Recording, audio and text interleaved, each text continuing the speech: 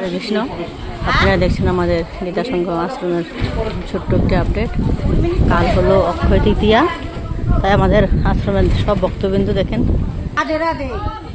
দেখেন এই যে কাঁঠাল ইচর। রাধে রাধে।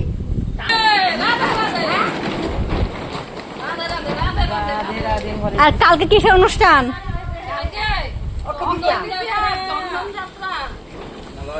অক্ষয় তৃতীয়া তন্দুর বানানো হচ্ছে, কালকে রাধারানীর সেবাই লাগবে।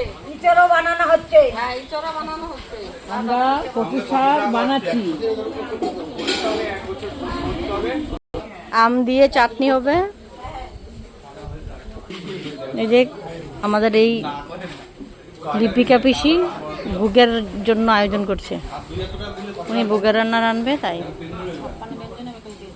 কালকে কি হবে ঠিক করে বলো, তাকিয়ে এদিকে। রাধারানীর জন্য 56 ব্যঞ্জন হবে। বানানো ধোয়া হচ্ছে, কালকে বৈষ্ণব সেবা হবে। এই বৈষ্ণব সেবার জন্য আয়োজন করা হচ্ছে।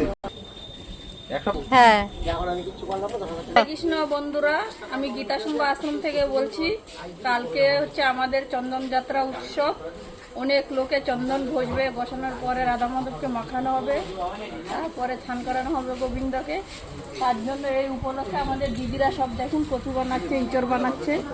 ওই যে আমাদের দিদি ভোগের রান্না করার জন্য কি বানাচ্ছ দিদি? তুমি ইঁচড় বানাচ্ছি। হরে কৃষ্ণ। তুমি তেল নিয়ে কি করছো? হাতের মধ্যে মাথা ইঁচড় কাটবে। খালি হাতে অন্য কোথাও লাগাবো না তেল? কচুর ডাগর নিতেছে। মানে অন্য কোথাও বলতে পায়েটাই বলছি, চরণে বলছি, কোনো খারাপ কিছু ভাববো না। না না, তেল দাও।